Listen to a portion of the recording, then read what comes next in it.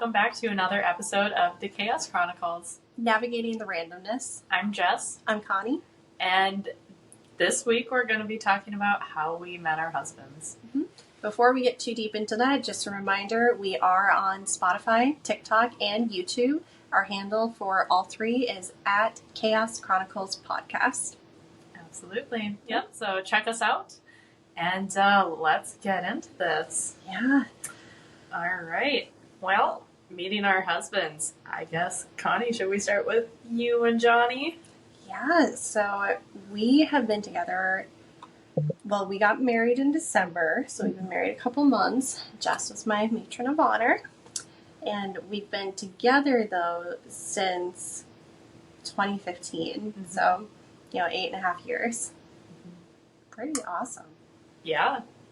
Big chunk of our lives. Yeah. You guys have been together for a long time. Yeah. Just waited quite a while for marriage, which was me telling him we should wait.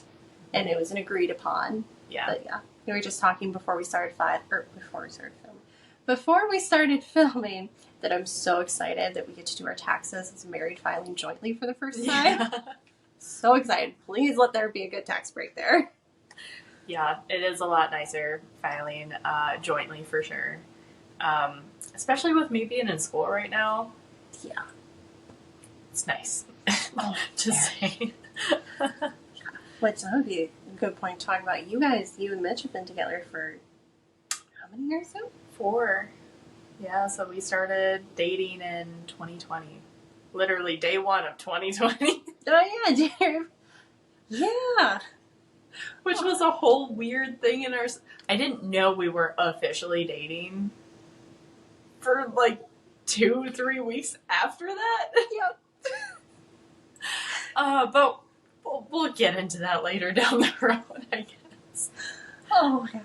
Yeah, no, our husbands, they have been through a lot with us. Oh, absolutely. Oh, yeah. Yeah, so we got married in 2022 in October. So we've been married for about a year now, a little over a year. It's been going really well. But let's back it all up to when we first met our husbands. That's right. How did you and Johnny meet? Well, we met the very first day of classes, the very first class of our freshman year at college, which was Italian 111. I never knew that. That's really funny. Yeah, it's very first class was Italian 111 with Professor Danila Canamela, and she was matchmaker. She was pushing us to be, oh my God, yes. She was supposed to be invited to our wedding, but because we had to cut down on the guest list, I had her address. I messaged her when we got engaged. Oh. But I was like, oh, I'm so sorry. That's sad, but that's really cute. Also, I was laughing that it was Italian 101 because they were both Italian. Yep. Both Italian, both barely speak it, but I mean, Johnny did Latin in high school because he went to a private Catholic high school. Mm-hmm. And so he's like, oh, Latin, that should be easy enough to learn Italian. And I had taken some Italian lessons just privately before going to college. We were both humbled pretty quickly. I bet. Very quickly. Yeah.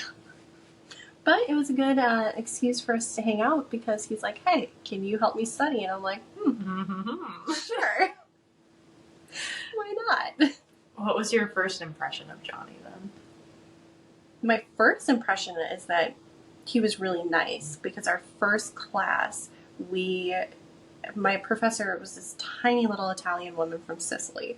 And when I mean tiny, I don't think she was 5 foot. Mm-hmm. Maybe with her curly hair, she was 5 foot. So she wanted to get to know everyone better, and she's very friendly. And she's like, everyone, let's come sit on the floor. Come sit on the floor. And so we just gathered and sat on the floor of this classroom, and we do whatever activity. And then afterwards, we're going to go back to our desks, and I go to stand up, and Johnny, he turns around, he sees me, and he goes, hey, want a hand? So he reaches out, gives me his hand, and I jump up, and I'm like, oh, thanks. Aww. That was our first real interaction. But he was so, so sweet. And I found out later we have a mutual friend in that class who ended up becoming Johnny's roommate later, and also one of my good friends. And Sam was sitting next to Johnny on, it was either the first or the second day of class. I don't remember. And apparently I walked in the classroom and Johnny turned to Sam and was like, dude, move. He kicks Sam out. So you could sit. So I could. Please. Okay. I'm Yep. like, did you actually sit next to him? I did actually sit next to him. I think this was the second class. Yeah, it was the second class. And Sam, being the great wingman that he was, he's like, oh, okay. Yeah, have fun with Connie. Oh, such a sweetie. Aww. But yeah, that was our first meeting. But what about you? You guys met obviously working for the place that you worked, whose name I don't mention.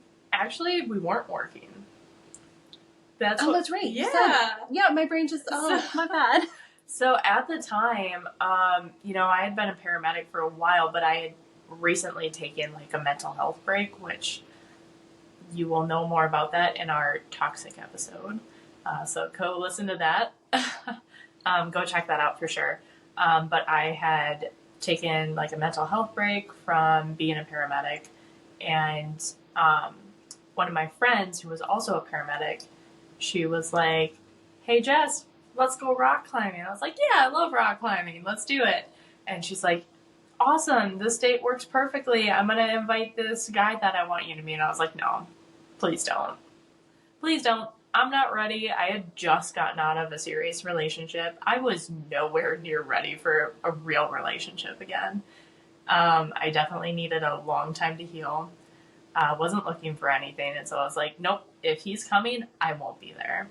She's like, fine, I'll uninvite him. Maybe you can meet him later on. I was like, yeah, whatever. I really just did not care.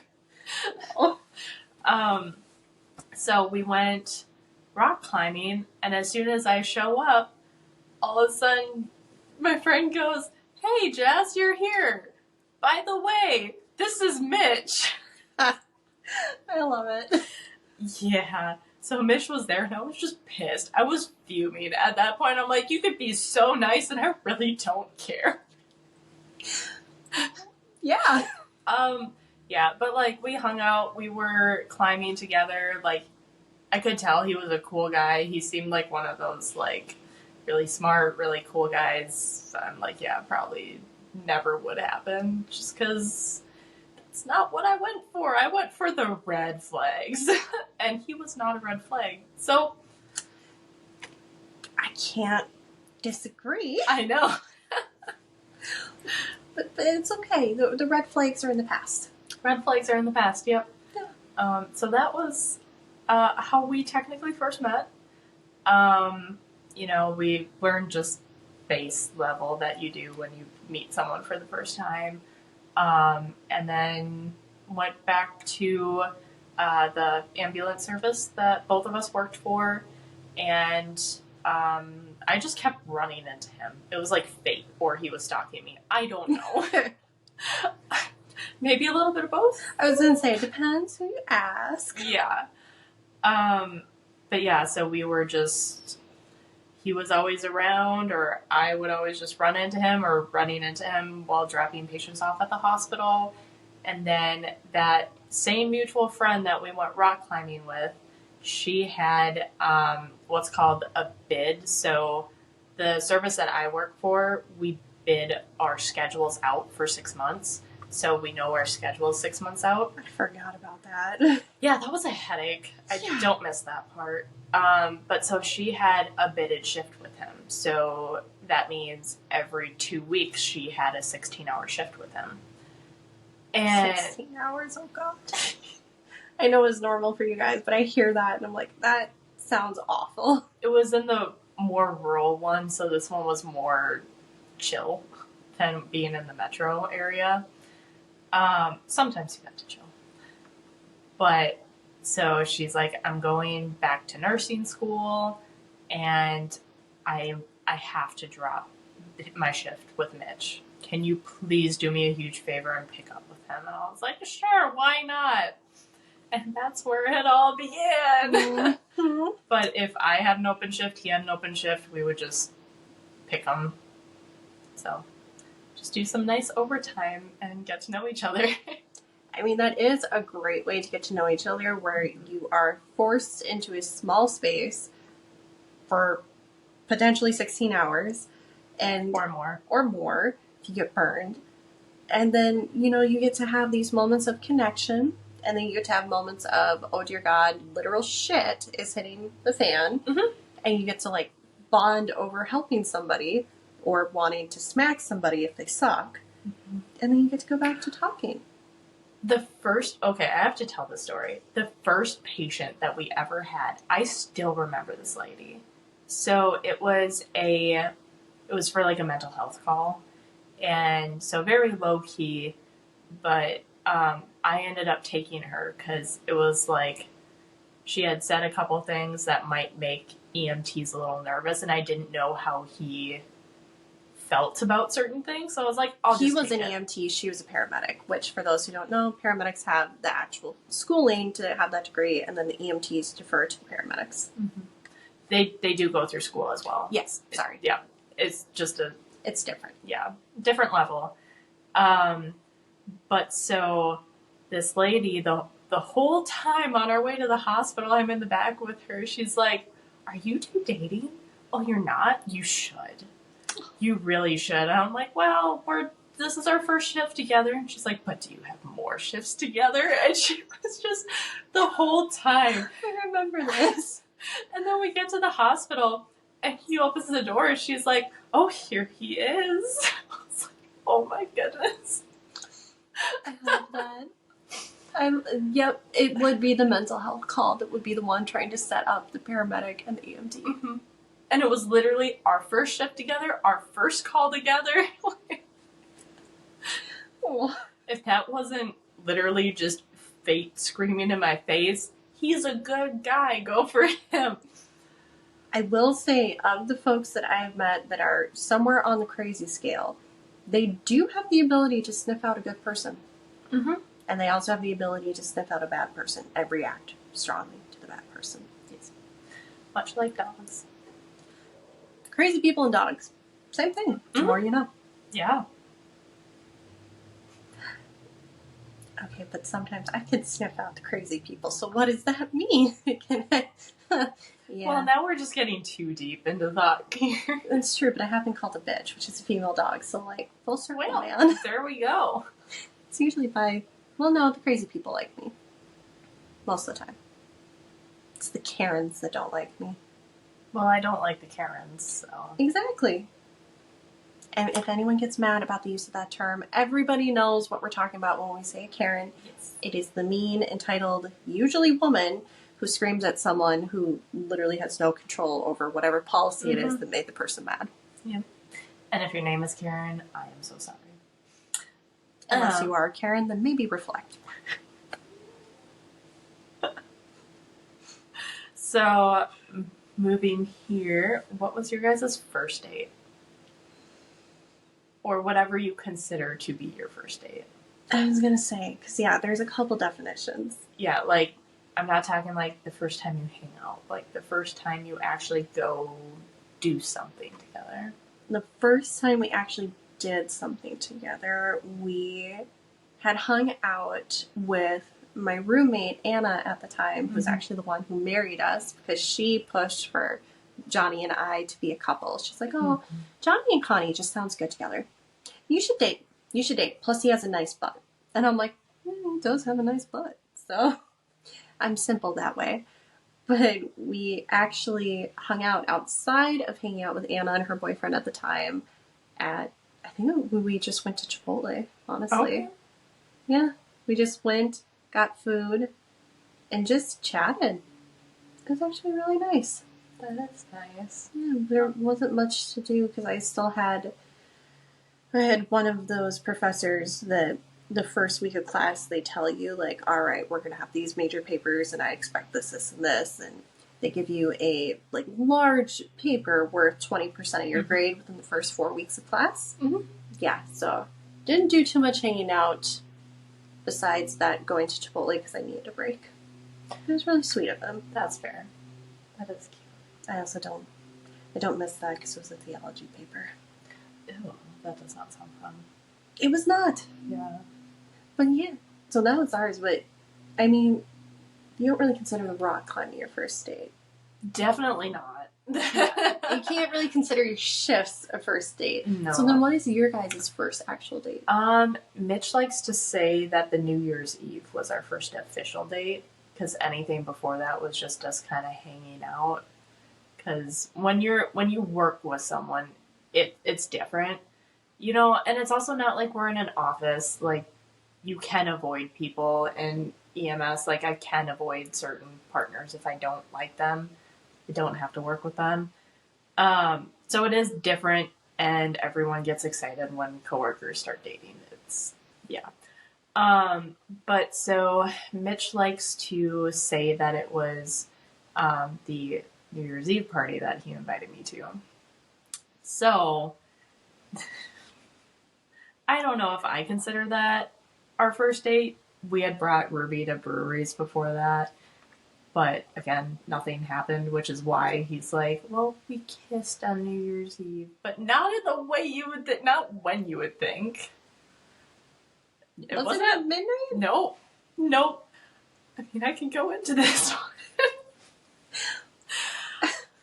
Basically, so very awkward. Nothing has been established other than we're really good friends and we work really well together. Like, we had a great EMT medic partner relationship going on, and which is hard to come by. It is very, very hard to come by, just to have a good partner, or one that you vibe well with. But so he invited me to a New Year's Eve party to his friend's apartment that I had never met. I had never met any of his friends before. I only knew him.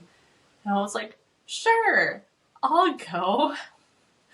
So we go to a bar before to like get a beer and hang out before their party.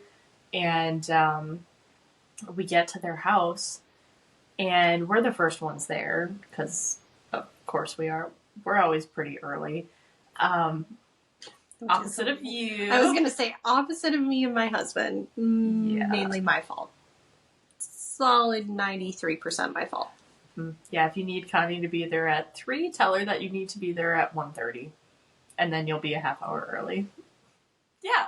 Yeah, it depends. If it's an emergency, I can be there. If it's anything else, I have a horrible relationship with time. Yeah, this slippery bastard.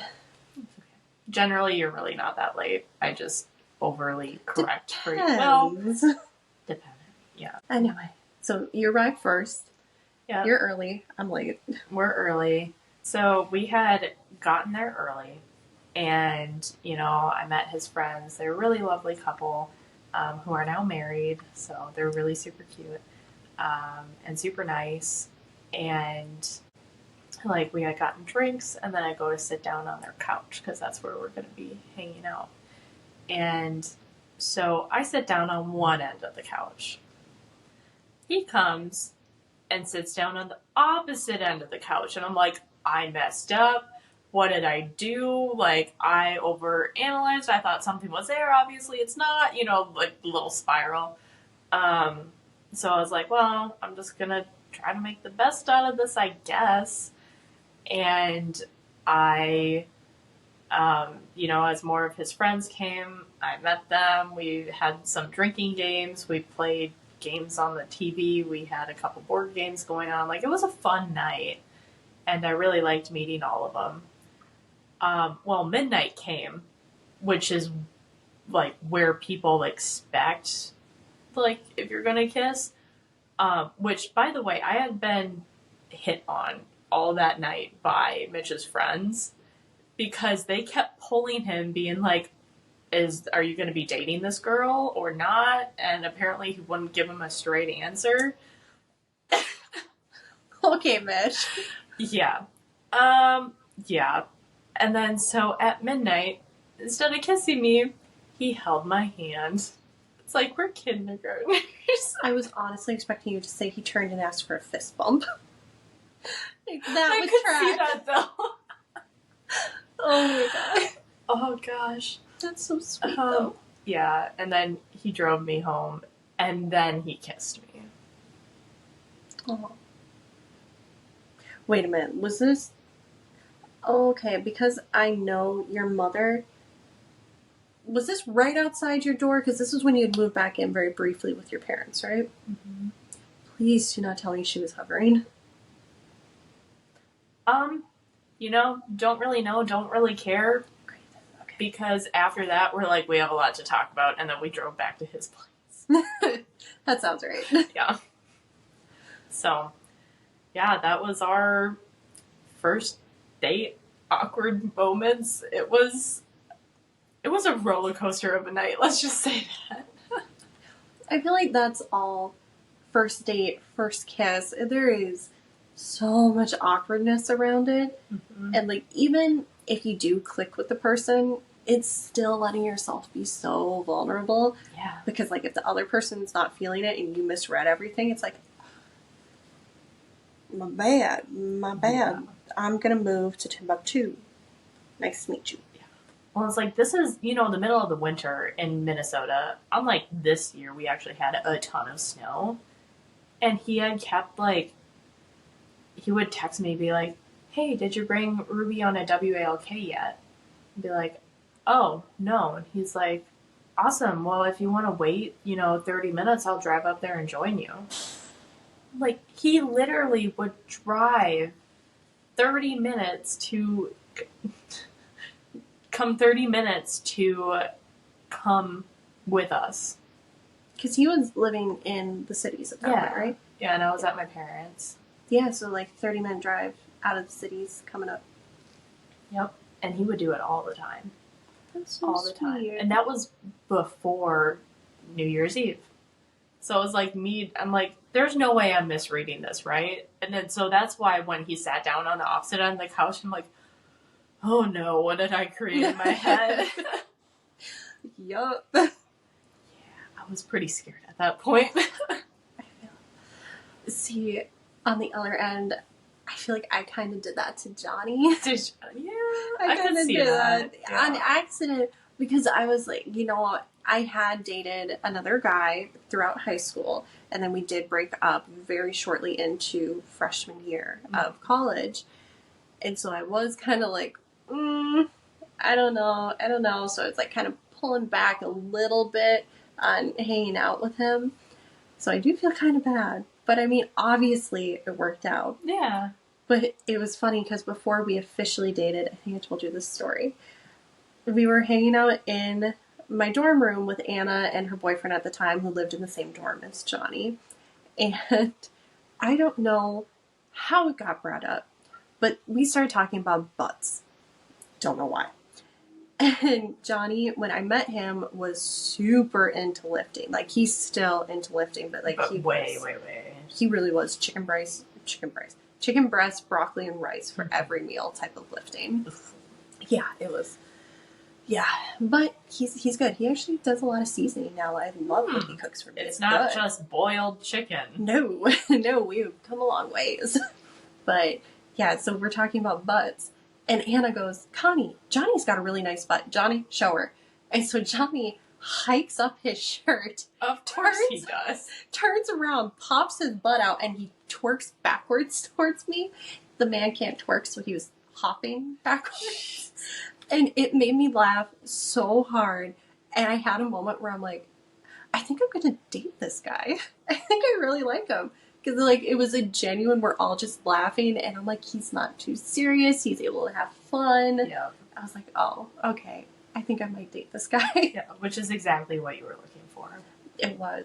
Which is, again, so funny, because when we were doing our vows, we did our vows privately, which if you watch our wedding episode, we go a lot more into wedding stuff.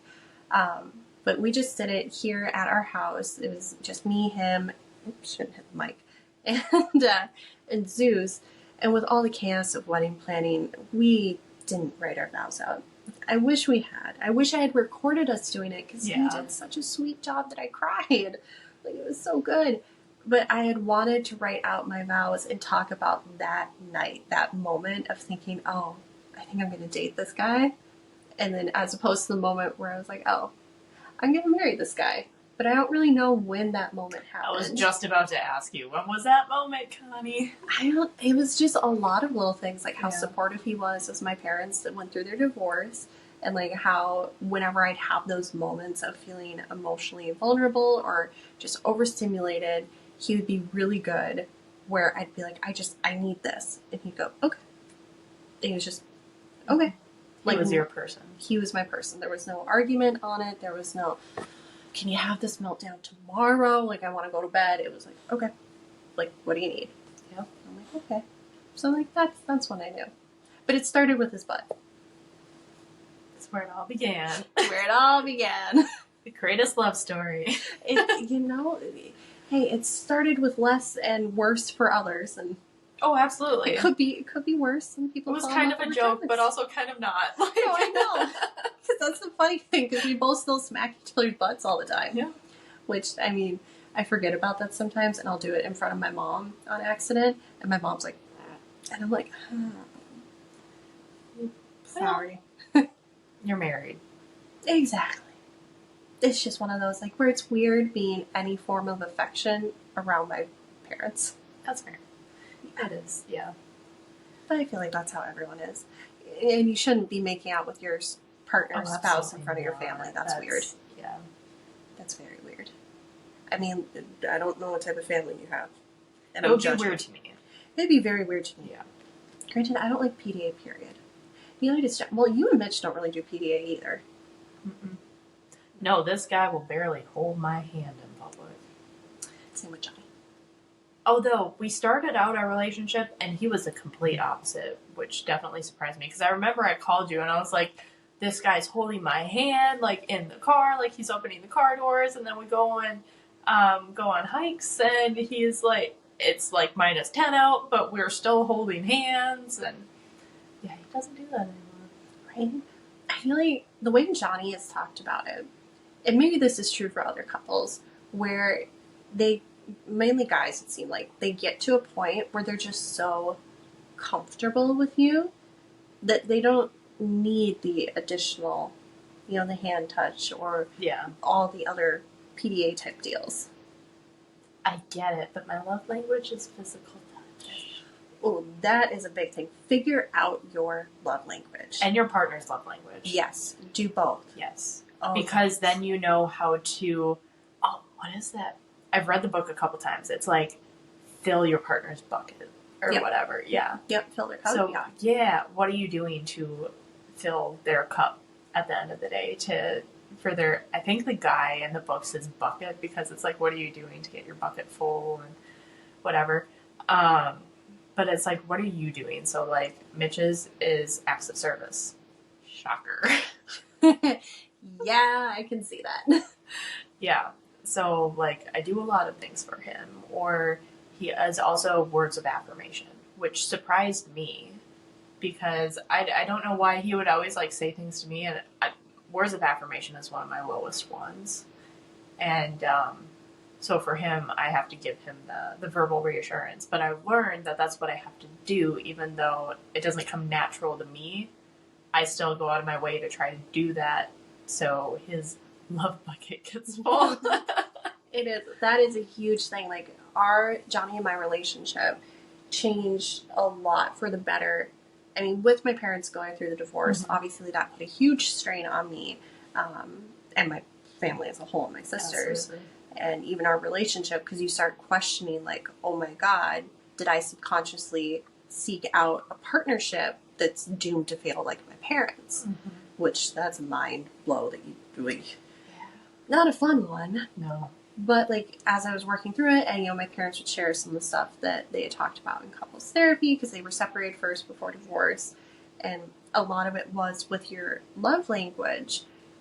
You can't just do yours, like you said, fill the other person's bucket, but the way one of the therapists had told them is it's like speaking a different language. Yeah. Where if you speak only French and your partner speaks Spanish, you can be communicating in French and you think everything's good, but your partner's not getting the same, it's not working. So you have to learn each other's love language. Yep. And there's plenty of tests online to help figure it out. There's plenty of books. There's no, like, one set thing that tells you what your love language is, and it's a sliding scale. And it can change. Oh, yeah. Mine has changed. I feel like mine has changed too. But also, I'm curious to know once my hormones get figured out what it will actually be. We have an episode on hormones, by the way. Highly recommend watching it. Mm-hmm. A lot of interesting stuff found out. Yep, absolutely. Yeah, so I don't know what it will be, but we will see once everything gets back to normal. That is, yeah, I have noticed a change with having been on a medication for a while that was affecting my hormones. After coming off of it, yeah, things change. Yep, things change. How you handle little things, how you handle stress, how you just kind of perceive things overall just shifts ever so slightly. Yeah. Which is good and bad, because like certain things that bugged me before, now I'm like, whatever. But then little things that didn't bug me before, now I'm like, okay, hey, can we have like a quick touch base real quick? Because I need to get something off my chest. The story I'm telling myself when you do this is this, and then I feel this. Which, by the way, that right there is something taken from couples therapy. Instead of arguing and doing you statements like, you never do this, why do you do this, and all that, say, okay, when I come home and I see dishes in the sink, the story I'm telling myself is that you don't care enough to clean up after yourself in the kitchen, and you expect me to clean it up, after you. And that is paraphrasing from Johnny, because I know for him, he hates dishes in the sink, and I don't care about dishes in the sink as much. But once he broke it down for me that way, I was like, oh, this is a big deal. Yep. So I'll make sure that I don't leave dishes in the sink, or, I let him know if he comes home and there's dishes in the sink. It's like, hey, they're just there because I'm running, the dishwasher is already full. Yeah. Like, that helped, because that's understanding a love language and understanding a boundary. Yep. Which we got veered off a bit of how we met our husbands, more like couples stuff. Yeah. Which is fine. It is fine. Oh. We have an outline. Kind of more of a guideline. It is definitely a guideline. I just wrote down whatever I thought would be interesting to go off of, but we're just kind of vibing our way through. Yeah. Chaos Chronicles, navigating the randomness. Yeah. Do you have any special dates or trips or anything that you want to talk about? Special dates or trips? Anything that really, looking back, just pops out to you? Anything that's super memorable? I mean, the only thing I can really think of is the first time we went down to visit his parents in Florida. It was our sophomore year, so we've been dating about a year, and they were super kind. They flew a couple of broke college kids down on spring break. So we were down there, and it was just really interesting getting to spend that time with his parents, because at the time they just had a 3-bedroom condo, and so I really got to know them, and I had already started getting to know them a little bit, because they also opened up they had opened up a restaurant, a pub, and so me and my roommates and Johnny and his roommates, we all worked there freshman year, so I had gotten to see them quite a bit, but this was a nice we're not working, we're just getting to interact, and I'm getting to see how he interacts with his family, because that's a huge deal, seeing how your partner interacts with their opposite gendered parent is massive to me. If there is a disrespect, if I'm with a guy and he doesn't respect his mother, huge red flag for me. And it should be the same if you're with a girl and she doesn't respect her father. Unless there's obvious reasons. Unless there's an obvious reason, of course, yes, because there are bad parents. But it was really nice to be able to have that intimate, see all of this, and really kind of understand. Big plop. Big plop. Good boy. Oh, baby. And really get to see how he is in a family unit. Mm-hmm. Because even though, in college, you're not thinking about kids. No. I wasn't. I was actively thinking about how not to have children. Absolutely, same. Yeah. I was we're not taking that gamble. But it was okay, this is good to see him in a family setting. What is family for him compared to what is family for me? Yeah. So I think that was a really good first trip. That was also the one where I figured out that I apparently grew into a fear of heights. Did I tell you about that one, being behind the boat? No. Yeah, so while we were down there, we went to Fort Myers Beach, which was beautiful, and I don't know if that's actually been fully restored since Ian, the hurricane. But there was this service where you would go behind a speedboat, and they had you hooked up to a parachute, and so you'd be on a string. That sounds fun. Yes, and I'm good not doing it again. It was, so Johnny and I are, hip to hip strapped into that. Yeah. And we have these two young dudes. And honestly, the only thing they were missing was a puka shell necklace. Like, straight out of Hollister in the 2000s. Very, loved them. But we were, shooting the BS with them as we're driving out into the ocean to do this. And it wasn't super far. It was originally not supposed to be super far from the shore. But because they were so chill and we were close in age, they were like, oh, you care if we have some fun? Johnny's like, go for it. And I'm like, okay, sure. Why not? Well, there's a good reason why not. We ended up going out further than the rest of the boats. And these guys were just having fun. And they let us go higher than all the other groups as well. So we are well above all the other parachute couples. I'll just say we're well above the other couples. Yeah. And we're out there for quite a while. And to my left, I can see the shore. And we've gotten way further out than all the other boats too. And then I look to the right, and all I see is horizon meets ocean. No land, no nothing. I'd be freaked out more because of the ocean, not of the heights. Mm-hmm. If we were on a lake, I think I'd be cool. The ocean, that was only the second or third time I'd been near the ocean in my life. And so we're up there, and I look to Johnny and I'm like, okay, so this is fun. Two things I just figured out. We're really high. I don't like heights. And this is a good time to mention that I have a healthy fear of the ocean. And so I start getting lightheaded, and he's trying to hold on to me, but you're harnessed in, so you can't really do much. Can't move. No, but thankfully one of the dudes had binoculars, so they kept an eye on you. So he saw me getting pale, and he pulled us back down. But they're like, do you want to try to go back up? And I'm like, I'm good. I'm good. Oh, gosh. That was a memorable trip. Johnny and I just talked about that the other night, and he goes, yeah, I was trying not to let it show, but I didn't like looking to the right either and seeing the ocean on the horizon. The ocean makes me so uncomfortable. It does. It's cool. It is so cool. And it's frightening. I'm terrified of the ocean. I'll just throw that out there. I'm terrified of either being the only thing in the ocean, in a deep body of water, and I'm the only one there. That's terrifying. Or nope. What else is there? Exactly. The trench, I still can't get over the fact that we have no idea what happened to flight, what was it, MH370? I don't the remember Malaysia the name flight. Of it. I know what you're talking about. I don't remember the name of it. No idea what happened to that. Oh, we can go into space. We can get crafts on Mars, but ocean is scary. The ocean? Yeah, thanks. I'm good. No, I'm so good. I don't want no sea demon taking my soul. I'm okay.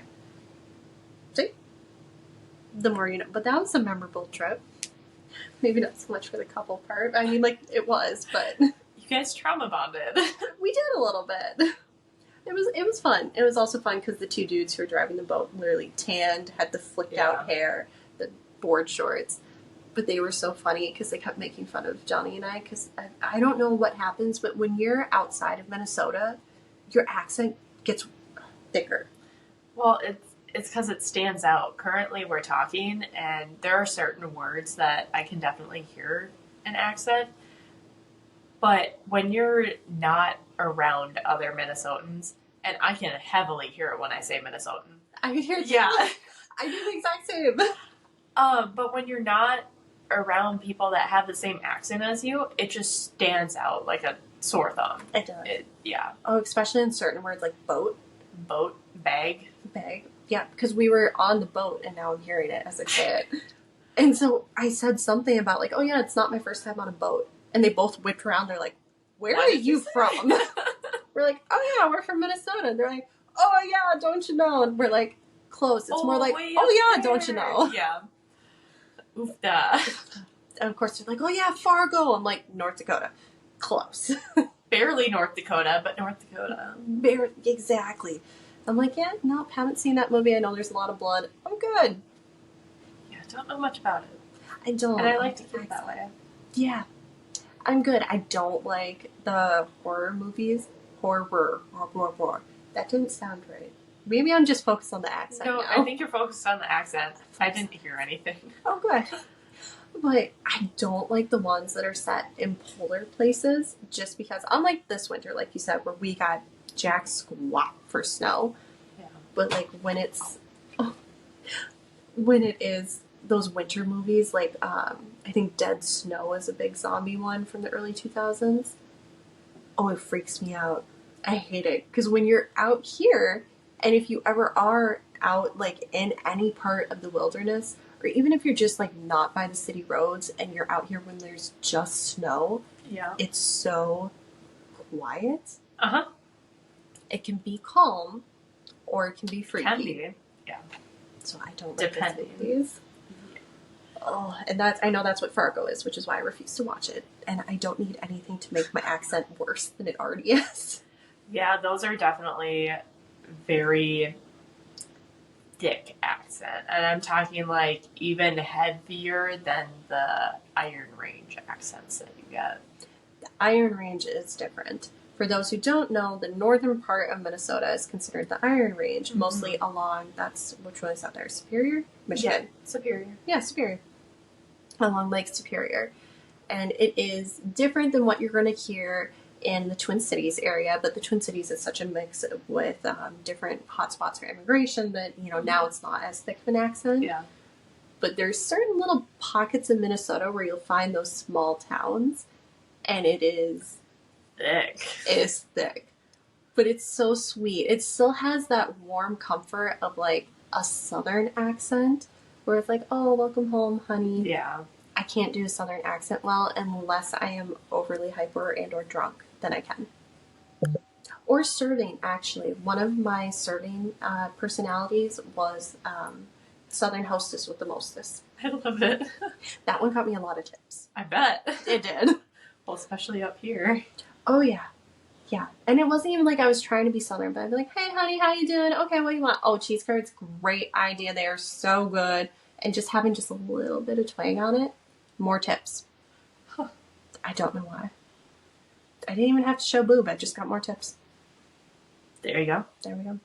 I never showed boob. Don't take it that way. But like some waitresses do put the cleavage out there for the tips. Yeah, some people wear specific things to. Hey, it works. I watched it on one girl who I love her. On the very off chance she would ever see this episode, I won't say names, but let's just say that super, super sweet personality-wise. But I don't know how many brain cells she had to rub together. Super sweet, super sweet. But she did. She would get the tables of the old men. Yeah. And I would see her in the back, and she'd be like, okay, I'm good. And I'm like, oh, okay. But she'd get consistently tipped like $60 on $90 tabs. She was pretty. Okay. All right. She was pretty. She was nice. And this was a total sidetrack from couples. Yeah. But that's why it's called navigating the randomness. Absolutely. Taking it back to We less get back random. eventually. Me too. Well, speaking of pubs, that might be a good time to talk about your wedding, engagement, what happened before the ceremony. Well, we talked about that in the wedding episode. Did we actually talk about it? We did talk about it in the wedding Oh, episode. I thought we alluded to that one in a different one. No. But I thought you were alluding to Colorado trip. That would be a good one. You should talk Yeah. about that one. So this was 2020, literally right before the world shut down. Mitch and I decided to go do a trip to Colorado. And so we drove down there. So it's like 16-ish hours. That's a long time. Yeah, but it was fun, Still, we had been dating for maybe 3 months at this point. Yeah. So everything was still new. We were still learning a lot about each other. And it was just really fun. Also, I love like Colorado, Utah. Like those are my favorite states that I've been. I've been to most of them, and those are my favorite ones for sure, hands down. Well, you're thinking about eloping in Colorado. We almost eloped down to Colorado. Yep. Not on that trip. No, Not on no. that trip. Oh, absolutely not. This was 2 years later. Yep. Yeah. So, yeah, so we went down to Colorado and we were spending like basically a whole week down there because luckily, you know, both of us working EMS, that, you know, that job can be a lot. The hours are long, but if you squish all of your days on together, you can have like almost 2 weeks off. It's a trade-off being you work like, what, 18-hour shifts back to back? Well, I mean, technically there's 16. If you get off on hour 16, don't know. But I remember one of my first shifts, actually I did this a couple times, I can't even say that. My first couple bids, I did 3 16s followed by 2 12s. So 5 days on, and then I had the rest of my 2 weeks off. I do remember that. Yeah, good. Uh-huh. And I wonder why my body doesn't produce testosterone anymore. that could maybe be a part of it. And I think that's a big part of it, because I wasn't sleeping in between those shifts. No. Ever. Yeah. So we went down to Colorado, spent basically a week, you know, in that area, just exploring and having fun. When we were in Denver, Mitch really wanted to check out some local pubs, some local, you know, just like breweries and figure out like, because their beer is definitely a lot different than what we have here. And so we were going to different places. We were just walking and trying new things out. And one thing we did not take into consideration is your drinking tolerance is a lot different in Minnesota than it is in Colorado. Because of the lovely, lovely altitude. So we were drinking like we could in Minnesota. And yeah, the sweatshirt that I'm currently wearing, I got from apparently a German pub. And I say apparently because I was transporting by that point. I was in and out. I have flashes of this place. Like I remember ordering a beer, taking a sip of the beer, and at that point in time, I did not like German beer either, so I don't remember drinking it, but apparently I drank it. Well, drunk, yes. I was very drunk. But yeah, apparently I bought this sweatshirt. Mitch said that I was really, really cold, and I needed a sweatshirt to go under my bigger sweatshirt, because I had an oversized sweater on. That tracks. Yeah. And apparently this is the one that I picked out. So every time I wear it, I just like chuckle a little bit as I put it on. Oh my god. Oh, I can see that happening. Also, just having been with you when you're drunk. I'm just imagining how that went. I get very adventurous when I'm drunk. Yes. I like to explore and like to not tell people. There will be an episode on that. Yes, that will be called the Lesbian Lover Story. There is no lesbians in it, by the way. Yep. Nope. Just a preview. Yep. And Connie will have to tell more of that story than I can. Because again, I was transporting that night too. Yeah, you're just in between places. That's good. Yeah. And I'm not judging, because I've learned now, when I did the shot of tequila on pretty much an empty stomach, which is one of the dumbest things I've done in my life, and there are contenders for dumb things. And it was Patron, and I didn't get enough lime or salt.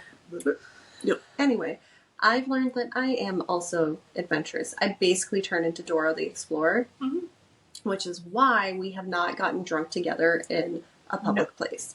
Nope. No, we will. Nope. We don't do that. We will be on 48 hours, for sure. Yeah. Yeah. Yeah. No, that Yeah, Ben we'll is wander. fierce. Unless your husband's by those, those child leashes, but it has to have a clip in the back that neither one of us can reach, because if it's on the front, we're going to unhook it. But actually, now that I say that, I think there are couples who have that kink. We'll just drink at home. Let's get drunk at home. Yeah. That We have works. girls' night tomorrow. With that, yeah. We'll be good. Yeah. We'll be fine. Yeah. Oh, by the way, that's another thing. Learn what type of drunk you are. Learn what type of drunk your partner is. Just like your love languages. Yep. Mitch is even more loud and social and bubbly than he normally is. It was so cute, though, at your reception. I didn't even see him during our reception. Let's be real here. Good. Also, if you go to the wedding episode, you will learn, if you haven't already, that we had different approaches to marriage, where Jess and Mitch, they eloped because they are smart, and Johnny and I had a wedding ceremony like a couple of idiots. It's just we wanted different things when we were planning our weddings in the beginning. Yeah, believe me, if we had known where we would have been the week of the wedding when we started wedding planning, we would have been like, all right, let's go to the courthouse. I will go through a drive-through at McDonald's. If there's a chaplain in there, like, I'll do it. Yeah. It was a good wedding. Like, we still had fun, but jeez, it was a lot. Yeah. I mean, like, we almost drove down to Colorado and didn't tell anybody. And we were planning an elopement. You guys were. I mean, they ended up doing it here in Minnesota, and then a year later, they had just an open house at their house and told people, like, don't bring gifts, just come hang out with us. There's food and beer and drink. And that was a really fun. Yeah. It was really good. I still have to write those thank you notes for those gifts that I told people not to bring. I just got mine out last week, but I also got, did I tell you I got a text? No. Oh. I got a text from my mother-in-law to group chat with my husband, herself, and me. And she was like, hey, are you guys doing thank you cards? And my husband's like, yes, we are. We're slow to getting them out because we had a lot of thank you cards to write. And it was taking forever because sick and trips and everything else that was happening. Well, now I feel bad. Oh, yeah, I felt pretty bad, too, because she was like, okay, well, just a heads up, you really should get those out, because they're supposed to go out within 30 days of the wedding. And I'm like, 30 days? Everything that I have read is, like, you send them out between 1 and 3 months. I was like, I'm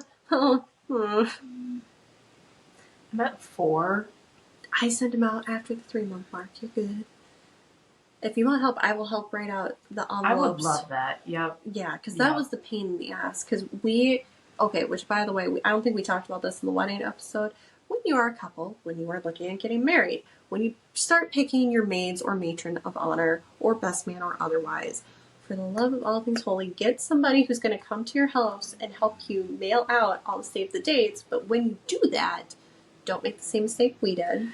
That was bad. That was bad. We forgot to save the templates as we were printing them, because we just printed them on stickers to stick on the envelopes. So when it came time to do the invitations, I got those just printed on the envelopes, which was a whole other fiasco because the ink didn't do dark enough. So I'm still getting invites returned as undeliverable. Like last week I got one. I know. But didn't save them. So then with thank you notes, I had to hand write every single thank you note for return address to address. Thank you note. I cramped so bad. Yeah. I haven't cramped up like that since I was studying for finals. That was rough. So save your templates, print them on the envelopes, and no matter what the aesthetic of the Knot or whatever website you use to do your invites, choose black ink for your envelopes. Yes. Just save yourself the headache. Let's talk about your engagement. I was just looking at that. I saw your little mouse click over.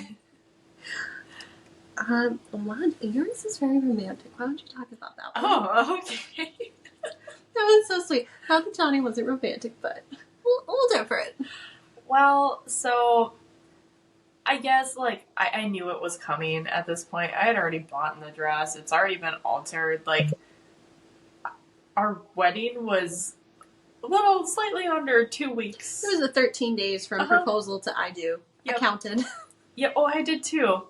Because I'm like, hey, you're running out of time and you still haven't proposed to me. What's up? Running out of time is when they had wanted to be married at a certain point in the year. Yeah. Yeah, we had a date picked and I'm like, you're getting awful close here. What are you doing? Also, keep in mind, this was my first semester of my MBA program, which is super, super intense. That first semester, oh my gosh. That was nuts. If I had to go back knowing what I know now, I don't know if I would do it again because of how intense that first semester is. Mm-hmm. It's so bad. But, of course, we picked to get married on the 22nd of October, which is literally A-term finals. Semesters are broken up into A term and B term, so you have 2 sets of finals in October and in December. Yeah. And then you have midterms at like week 3, and it's great. But yeah, so I was like being frantic about all these finals and whatnot that I had, and I remember Mitch was like, hey, we should go on a hike this weekend, maybe on Sunday. What do you think? And I was like, well, I can't go. I have to study for this, I have to do this, I have to do that. And he's like, oh, okay, that's fine. And then I remember talking to who you call military guy, and he's like, Jess, that you've been asking when is he going to propose? That was it. Oh, go military guy. Yeah. He's like, that was it. And I was like, oh, you're right. And then I Her classmate is military guy. And then I go back to Mitch and I'm like, we can go. It's fine. He's like, are you sure? I'm like, it's fine. We can go. And Ruby had just gotten out of the ICU, which that is a whole story in itself. So yeah, we have another episode. That was in the dogs episode, right? But I think that was in the introductory one. But yeah, that was the sepsis yeah. one, right? Yep. No, this was the medication reaction. Oh, yeah, sorry. Yeah. She's been hospitalized more than once. Yeah, so she had just gotten out of the ICU, and he wanted to bring me to this really beautiful place that he had his dad help pick out, like, where he had no idea he was going to propose to me, by the way. He's like, I just want a cute, romantic place to bring Jess. And, prime fall colors. And also, it was his grandparents' wedding anniversary, by the way. Which, even cuter. He's like, that was just perfect. And so we went out on this hike. And, I mean, not an easy hike. We're talking North Shore, and anything North Shore is intense. So Ruby made it. I was a little worried about her, but she made it. So we get to the point where we're turning around, and we had already gone past like the 2 big overlooks. I'm like, what is this dude waiting for?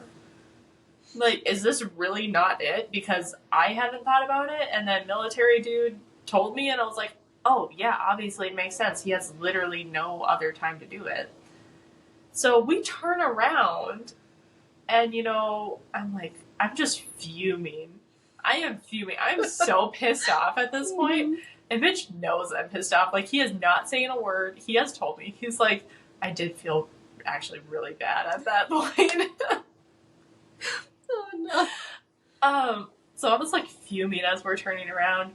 And then we finally get back to that overlook. And we stopped there a minute. And I was just, like, still fuming. I'm in my feelings. I'm like, what is happening right now? And then I turn around and he's down on one knee. So he just needed a little extra time. He just had to get his nerves up.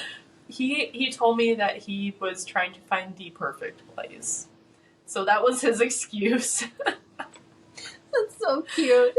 Well, because during the whole hike, I mean, and this is 8 miles round trip, like, on the way out, he kept randomly stopping. And I'm like, what are you doing? Like, why are you just stopping? Comes to turn out, he's like, yeah, we started the hike late, so I didn't know if we would make it to the big outlook. So just in case we didn't, I wanted to have a backup plan. It's like, okay. That's so sweet.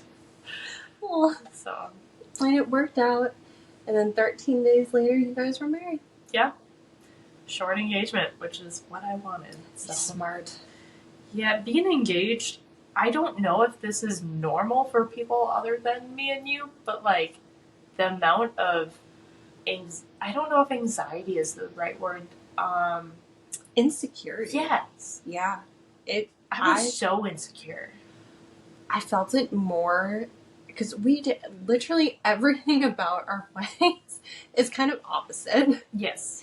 But like I had a 2-year engagement, not by choice, but with COVID and because we did an actual wedding and a ceremony, there was just limited availability and we switched venues, which it's a headache. Oh, everything about it was a headache, so we got pushed out. But I didn't really start feeling that insecurity until like the last 6 to 8 months. But that's when also the medication changed, which do not do a medication change when you are within a year of your mother freaking wedding. Don't.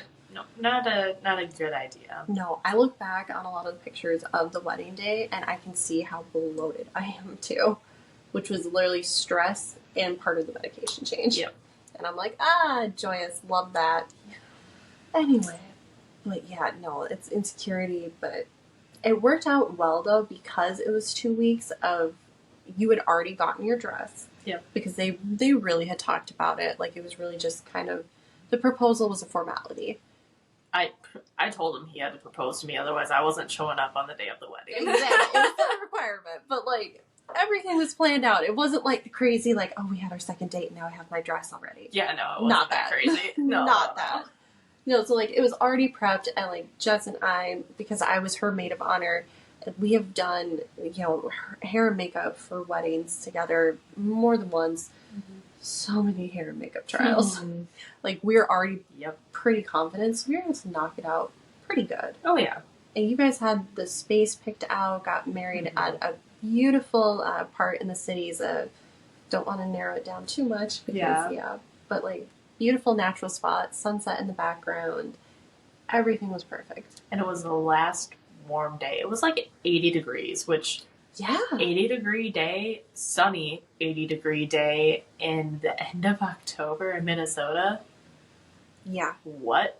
It was nuts. Like I was religiously checking the weather forecast as soon as you called me and told me you were engaged. I'm like, okay, and they want to do that. Oh, well, the weather doesn't go that far out. Can I predict it? Like the whole time I was trying to figure out, like with your dress, and I'm like, okay, well, if we have any rain or snow, can we do this? But it worked out perfect. Like everything does exactly how it was supposed to. Yeah, we were saying if it had been raining, because it was outside, you don't know. They have like a little pavilion not too far. If you just keep going, kind of where we parked. Yeah. So I keep going. That was one of my favorite parts about your wedding too, was walking around both before and after the ceremony. Because I wore a long dress. Yeah. It was a bridesmaid dress. Yeah. And then you, of course, had your wedding dress. And so it's just funny. We get out of the car. I don't know if you're paying attention to this. Probably not. Yeah, probably. You were very focused on your husband is over there. Yep. Soon to be husband. Yep. But we got out of the car and one of her other friends, Am, was with us. And so Am and I are, you know, making sure that we've got everything we need for the ceremony. And we're getting out of the car and we're making sure Jess is good. And there was a couple that was walking by. And it was so funny because they were just staring at us. And then the girl like hit the guy's arm and said something. And I'm like, I don't know what that is, but I think he just got in trouble. I'm sure she's probably like, see, they're getting married. Why aren't we doing that? Yeah, I definitely don't have that memory. So I was zoned in at that point. You're good. AM and I just laughed. But at that point, I was also very zoned in where I'm like, all right, watch the dress, watch the button on Jess's dress so it doesn't fall, and then her bustle drops. Yeah, my bustle, granted, it wasn't that long of a train, but my bustle was all on one singular little Button. Thank you. Yes. No, it was great. It was perfect. I still love that there is a picture from your photographer, and it's the one where you're walking, you're looking straight ahead, sunlight's on you, veils in the wind. It's beautiful. You've got AM to your left, I'm on your right. And you can't really tell because my eyes are thankfully down, but in that picture, I'm basically staring at Jess's butt. So our photographer did an amazing job, and we even like asked him, hey, can we have like the additional photos? Because there was that moment that you were talking about with Ruby like laying on my train at one point, and I would love to see if he had like pictures of that. So I gave him a flash drive, and we're waiting to get it back. But he said he'd be more than happy to fill it with all of his unedited photos, and we can take a peek. So I'm very, very excited. Oh my God. Yeah, and I should really ask my photographer too, because that would be great to see those pictures. Mm-hmm. Yeah, just all the extra stuff. Mm-hmm. Yeah. So speaking of you guys, let's talk about you and Johnny and him proposing. Yeah, so ours, kind of similar to, how military guy had to tell you, like, hey, I think this is what this is it, or this proposal is. I had something similar where Johnny and I had gone and actually picked out my ring. Mm-hmm. And so, like, I knew that he was going to be getting the ring, but I didn't know when. Yeah. Now, I work in insurance, and I had told him, like, regardless of the price of the ring, just insure it for my peace of mind. It's such a cheap policy. Just do it. So I've been keeping an eye on his insurance account. I'm like, I don't see anything. So, like, I don't think he's got the ring. And then we went to, one of my college girlfriends got married, and we went to her wedding. And people are asking us in our group, they're like, okay, so, like, Macy just got married, Megan's engaged, Johnny, Connie, like, where's this ring? And I'm like, oh, I don't know when it's going to happen, like, whatever. But I have been telling Johnny, like, oh, I'm going to go get my nails done for Macy's wedding. So I did. And then the following week, it was like 5 days later, we were going to Florida to go visit his parents. Mm-hmm. And I'm talking to my coworkers, I'm like, or it was like a week and a half later, sorry. And I only remember that is because my manicure had started growing out. Yeah. And so I kept going like, oh, should I go get my nails done? And nah. And my boss and my coworkers are like, you should get your nails done. I'm like, no, I don't think he's going to propose. It's too obvious. They're like, you should get your nails done. I'm like, no, it's too obvious. I won't. Which, yep. I later was talking to them, and my coworker Michelle was like, I was so hard not to tell you to just, like, go get your goddamn nails done. Like, spend the money. But, because she knew, because Johnny had reached out to her, and she actually orchestrated with my coworkers in the office, as well as one remote one, to keep all the insurance stuff from coming on my plate. Because I normally work all that stuff, so she sent out, like, this mass email saying, this is a ring that he got for Connie, keep it on the down low, don't let Connie get any of the alerts. That is awesome. I love it. So they all knew. They did a good job. They did a great job. I didn't know because I was checking everything. I'm checking like the underwriting folders. I'm like, that's weird that we don't even have anything on that end. Meanwhile, Michelle would go in like every morning, like snag it before I could get there. Oh God! But so we go to Florida and we land on a Friday. And we're only there for like a 3-4 day weekend. Mm-hmm. And so we land, and I felt so sick from that travel day. I remember that. Yeah. Oh, God. If you haven't taken Dramamine in a long time, don't take a full pill, because that's what I did, and I just got so sick. Unless you want to be knocked out unconscious, don't take a full pill. Oh, I didn't sleep. That was the worst part. I was just nauseous and spinning. I hallucinate if I don't fall asleep. I start hallucinating. I would get to that point. It was a 3.5-hour flight. And by the time we got to his parents' house, thankfully they lived close to the airport, it was maybe like 4 hours since I had taken the pill, 4.5. And so I was like, okay, I know you said you really want us to go shopping, but like, I need to take a nap. Like, I don't feel good. And he's like, okay, like, that's fine. Like, we can make it work. And I'm like, okay. We can make it work. And I was like, okay, like, whatever. So I went and I fell asleep. And I only slept for like 45 minutes, like not super long, because we landed at like 3 or 4 o'clock in the afternoon, which is not a great time for traveling. Like, we're never doing that time slot again. But so I get up and I quickly get cleaned up, and it's so funny because we stayed at his parents' house, and his dad kept pacing. His dad's like, do you have everything, bud? Bud, you got everything? And Johnny's like, yeah, I do.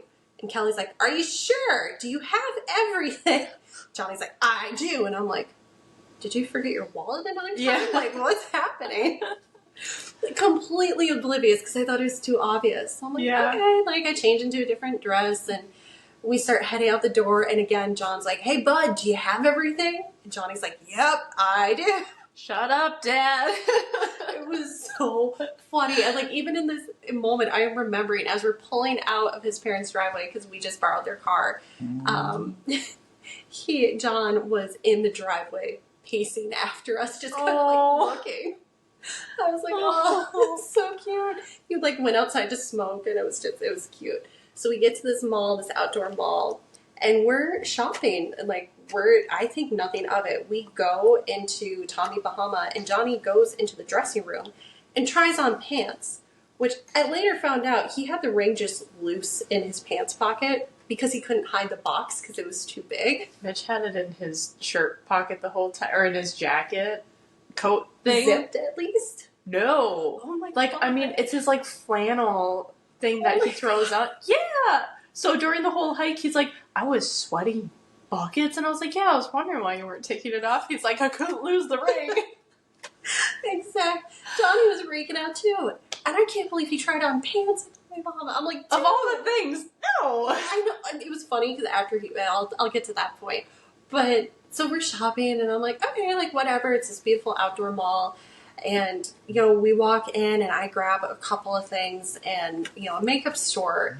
And he's like, all right, you want to shop anywhere else? And I'm like, no, I think I'm good. He's like, are you sure? Like, my TREAT, like, I'll take you. And I'm like, no, I'm good. That's weird. Yeah. I'm good. And he goes, oh, okay. And, like, the whole time that we're WALKing around, he's, like, scanning. And I didn't think much of it. I'm like, okay, just kind of weird.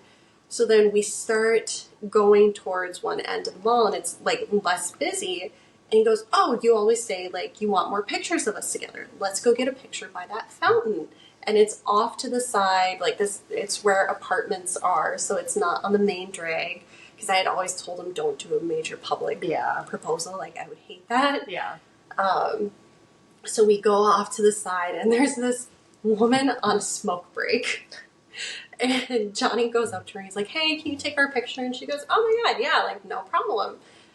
Didn't tell her. So we go to take a picture, and, you know, I'm smiling, and Johnny is, you know, smiling as well. And then I see him bend down, and I honestly think that he is adjusting his shoes. And then I hear the smoke break lady go, and I'm like, oh, it's for me. I was just so thrown off. And she knew the assignment. She kept taking pictures. She's like, oh my god. She was crying. I was crying. Oh my god. So I honestly didn't remember if I had said yes until I was looking at the picture and she took a couple of lives, and you can see me shaking my head like an idiot. Yeah, Mish said I didn't respond to him at first, and I was like, well, I was thrown off here, okay? Same. I went from being incredibly pissed off to being like, what are you doing down there? Oh! Right? And I was just confused. Oh my god. So, like, obviously she took a few more pictures, which we've not posted those because I'm crying and Johnny's just... Oh my god. I wish I had gotten her name because she was so happy for us, like, giving us a hug. She was like, oh my god, thank you for choosing me! And I'm like, thank him for choosing me! Oh, it was so funny. So we go back to the car, and as we're WALKing back, I'm like, oh, you proposed. Did you have the ring in your pocket in the dressing room just loose? And he goes, yeah, I was sweating balls with that. I'm like, why didn't you wait to try on the pants elsewhere? He goes, I was trying to throw you off. I'm like, you did. Congratulations. Yeah, good job. Oh my god. It was so funny. And of course we get back and John is pacing. Poor guy. He was more anxious, I think, than John was. Probably. But it was such a good night because that night we all drank. And that was the first time I saw, like, John really drink. Yeah. And I was like, oh my god. Everybody was anxious but me. Well, you didn't know. I was so oblivious. Yeah.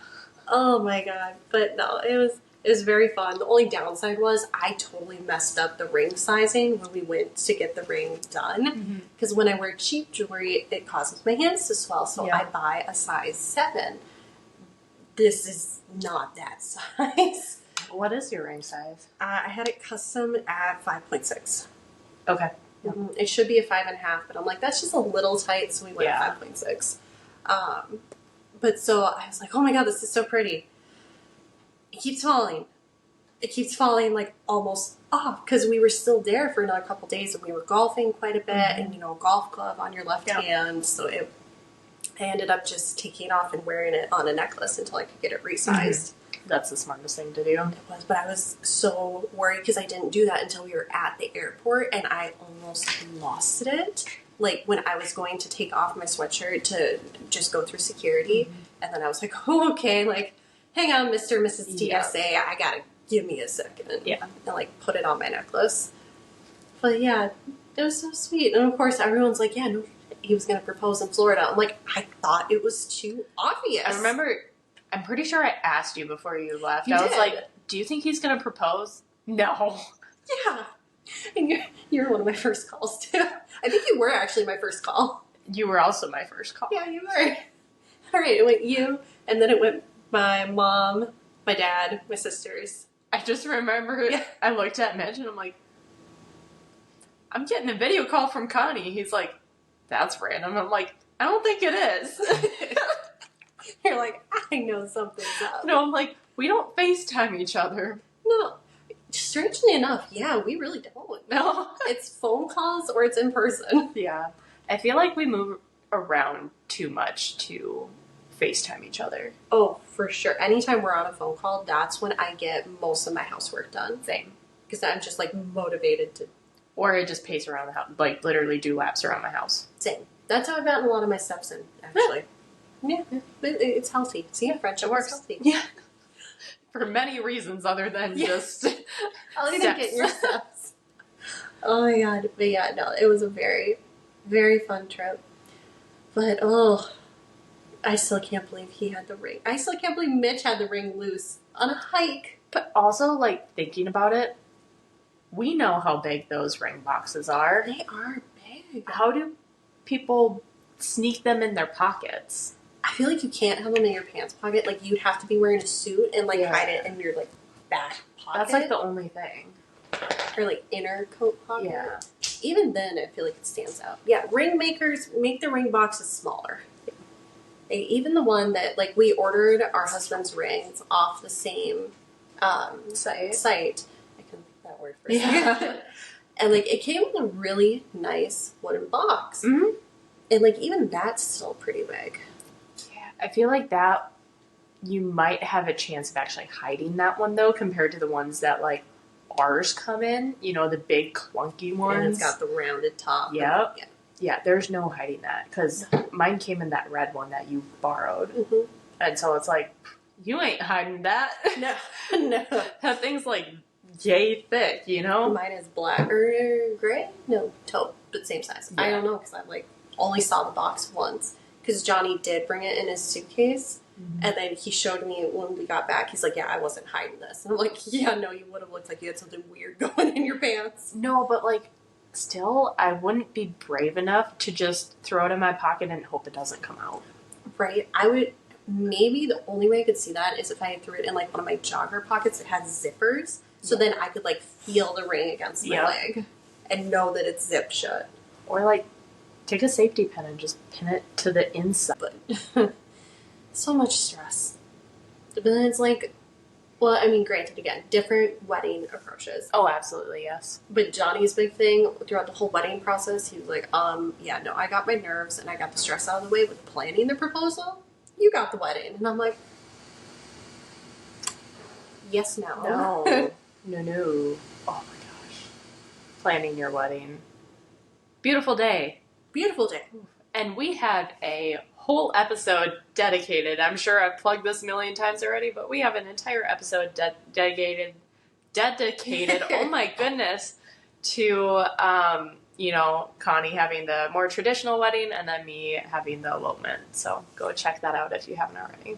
Definitely do. And if you're engaged or thinking about engaged, seriously, check it out. Yeah, you should take a listen. No, but it was fun. Mm-hmm. I think that very fun. And now, you know, we're both enjoying the married life. We got our pups. You know, just planning out future. No idea what it looks like. Actually, before we move away from weddings, Oh. We missed a spot in weddings. Oh, we did? What did we miss? The one thing that I want to talk about is because we didn't talk about this in the wedding episode. So what was your something old, something new, something borrowed, something blue, and did you have a penny for your shoe? Yeah, I forgot about that. How did we miss that? Well, why don't we start with yours, because I have to take a second to remember mine. Okay, my something old was I had a pearl necklace.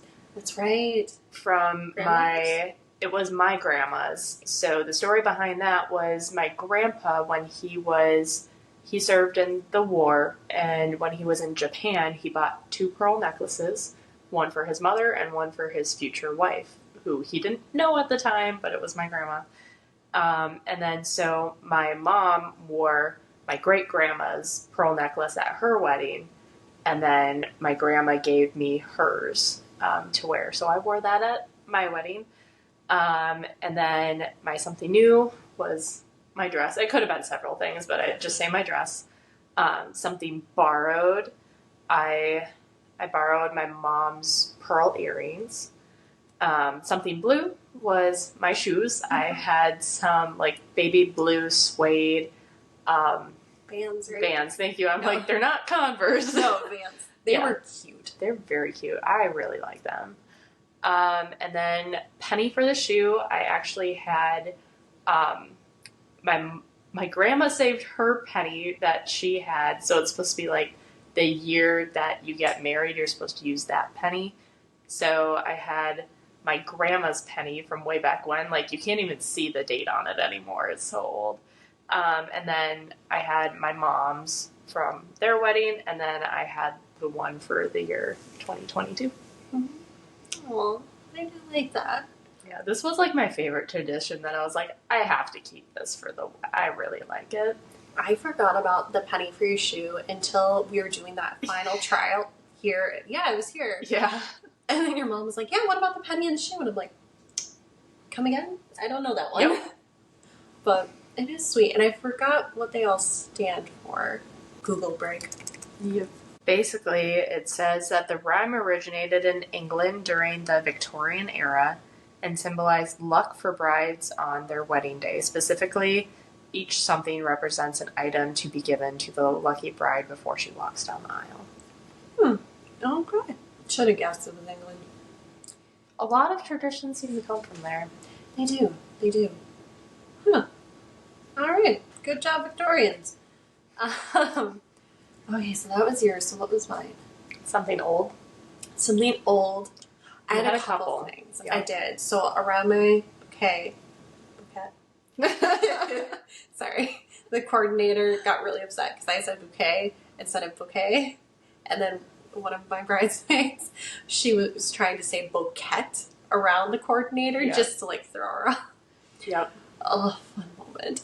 But around that, I had a handkerchief from my paternal grandmother. Mm-hmm. And then I had my maternal grandmother's like everyday favorite earrings pinned into that to pin it into the bouquet stem. I also wore, I think it was my great-grandfather's ring, or great-great-grandmother. No, it was great-grandmother. So my mom's great-grandmother, Helen's wedding ring. Wore that, which actually was under my something blue, which was my ring. So that was old, it was blue. New was my dress and my shoes, which my husband actually bought for me. That was really cute. That was really cute, by the way. I don't think I told you, his groomsmen were all like, what, Johnny, where's the Nike? And he's like, nah, Connie's wearing Nike Air Force Ones. And they're like, shit, really? That is awesome. Because he always wears Nike. Yeah. But that was so comfortable. Seriously, take it from us. Get married in comfortable shoes. Yeah, you're going to be on your feet the entire day. Yeah. Just comfortable shoes. Be comfortable. Yeah, and even with comfortable shoes, I was hurting the next day. Oh, same. Oh, yeah. But concrete floors, too. Yeah, That doesn't help. So that was old. That was new. That was blue. I borrowed one of my mom's necklaces. It was actually a necklace that my dad had given her. And then, am I missing something? Penny in my shoe. Yeah. I was going to say you also borrowed the ring box, I also borrowed your ring box. That's right. Just because it matched the aesthetic they were going for. It did. Because, yeah, my ring box, it was just, ugh. It also had the name of the jeweler on it. That was the big thing for you. You're like, it's... Yeah. So I was like, yeah, no. So borrowed that one. And then penny in my shoe. This is a joke between me and my dad. Because I don't care. I don't have coins anymore now that I'm not serving. So I called my dad. I'm like, hey, this is like a couple days before the wedding. I'm like, hey, any chance you got a 2023 penny? And he goes, yes. I'm like, okay, I need it for that penny in my shoe. Can I, have that? And he goes, that's the cheapest thing at his wedding. I will be happy to give you that. I was like, yeah. So I had a 2023 penny in my shoe. Yeah. And I literally just like threw it in my shoe. I didn't have time to like find one of the little holders. I was just like... I couldn't even use the holder. Oh, that's right, because it wouldn't stay shut. Yeah, it wouldn't stay shut. So, yeah, I had 3 loose pennies in my right foot. Mm-hmm. Yeah. Just hanging out, just chilling. So I don't even know where my penny was. I know I took it out of my shoe and I put it somewhere. I should probably find that. But I still haven't unboxed. I was going to say it's probably in your... Yeah, I still have the big box of emergency stuff. Which was funny because with my wedding party, all of us in the group, except maybe like Kim, are the uber preparers of like always have everything. We had everything. I think at one point, Becca, the main makeup artist who I loved, she had to quick grab something because I just grabbed a big laundry basket. Yeah. And I'm like, everyone throw the crap in here that we're going to use for like the shared emergency kit. And she was going through and she's like, I think there's like 8 or 9 Tide pens in here. I'm like, yeah, because we each got a pack. I think you got a pack, and there's 3 in a pack. I got a pack of 3, but one of mine exploded, so we tossed it. Yeah, Jody got a pack. Yep. Tristan got a pack, I think. So many. We were so prepared, and thank God there was lidocaine spray in there. That got me through. Yeah. Band-Aids, deodorant, hairspray. Hairbrushes. We had everything in there except for the kitchen sink. Yep. Actually, no, we did have wet wipes there. Oh, well, there you go. Had everything. And I've still not sorted through all that. It's just in a pile in my guest room. Mm-hmm. That's fine. Well, how is your name change process going? Do we even bring it up? Well, I just got it changed on Facebook. Hey, that is something. That is. I haven't gone because you're supposed to do your social security first, but you have to go in person. It's such a pain in the butt. Yeah, and for Minnesota, there's like one place. Yeah. In the entire state, there's one place you can go. You did end up getting your social security taken care of. Yeah, I did it. It just took 2 tries. Two tries, because the first try, they only had like 2 people working, and it just was not moving. I remember the guy came out, and he's like, this was after, like, I had already been waiting, like, 3 hours. And he's like, yep, so I know none of you guys are moving. I would probably recommend coming back another day. We're going really slow. I've never seen it this slow. Do what you want. This is my recommendation. I'm like, well, if he's saying that, I'm out. Yep. And then, so the next time I came back, it was a couple weeks later. I came back and I showed up, like, an hour and a half early. And I was not the first person there. No. This place has a line and it wraps around the entire building. But yeah, I think I was like, I was in like the top 10. I think I was like 8 or 9. But then that one moved so fast as soon as they opened, like it was moving. Oh. I was saying I might have to do that on Friday. Well, I mean, because they're not open, I don't have to do it on Friday. I would recommend getting there at least an hour early. Oh, dear God, that's going to be hard for me, but I will do it. Because once you get your social, then you can do your license and you can do everything else. Yep. And it's a pain in the butt. Because when I filled out our marriage certificate, we had a really nice lady at the county, and she was like, hey, okay, people tell you to start with your driver's license or to do this and this. Yeah, they told me to start with my driver's license. Yeah. And then, so I went to start with my driver's license, and they're like, yeah, so apparently it was a more recent change, though. So they're wrong, but they're like, it used to be, yeah. They were trying to help. Yeah, and that's kind of what the lady was saying. She's like, look, you used to be able to start with your license, go do your social first, don't change anything. Like, if you're thinking of honeymooning, if you're thinking of traveling at all within like a month after your wedding, don't start your name change process. Yeah. And we were going to travel over the holidays because we got married in December. Mm-hmm. And so I was like, oh, well, this is our marriage date. Like, we're planning on traveling over the holidays. She's like, okay, then wait. Like, don't touch it until you get back. Yep. I'm like, okay, well, that's fine. I guess that gives me time because after the wedding, I got so sick. I'm not surprised you got really sick, to be honest. Yeah, no, I was the only one that did. And I've been talking to my neighbors, and like, I think I may have mentioned this in the wedding episode.